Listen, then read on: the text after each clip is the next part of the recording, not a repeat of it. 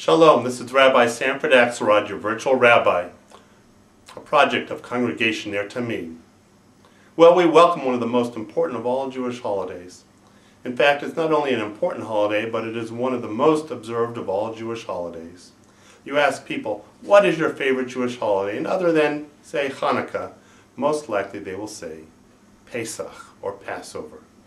Passover, which celebrates our freedom, our rescue from Egyptian bondage thousands of years ago, is truly a wonderful holiday that reminds us of how important it is to celebrate our identity and how important it is to celebrate freedom not only for our people, for all peoples. In this virtual rabbi, I want to share with you some of the main symbols of the Passover Seder. The Seder plate can be as simple as a styrofoam plate on which your children have drawn the Passover symbols, or as fancy as a purchased specialty Seder plate.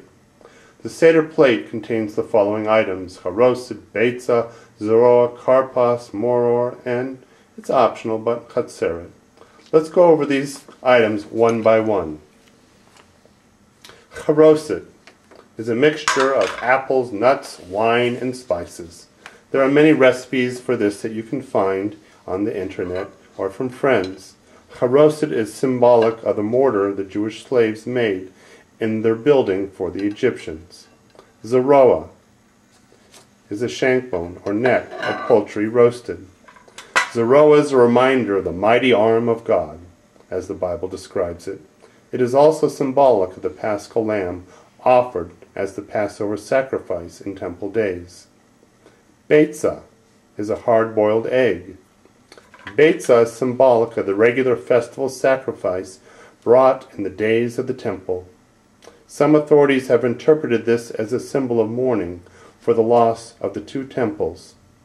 When the temples were destroyed, sacrifices could no longer be offered. The eggs symbolize this loss and traditionally became the food of mourners. Karpas is a vegetable. Parsley is generally used. Karpas is also dipped in salt water to represent the tears shed by the Jews. Moror is bitter herbs. You can use horseradish root or prepared horseradish. Moror represents the bitter life of the Israelites during the time of their enslavement in Egypt.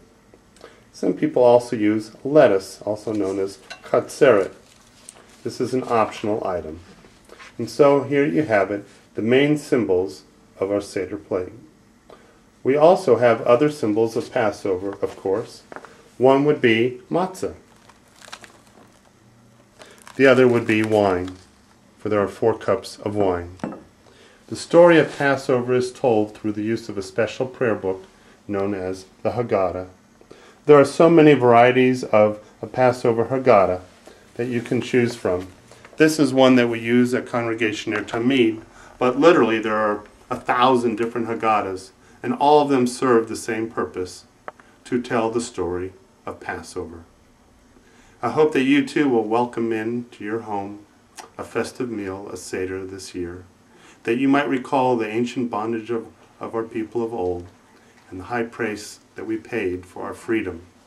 May it be a joyous Seder filled with fun, frivolity, and a sense of family. I wish you much joy this festival season. Shalom.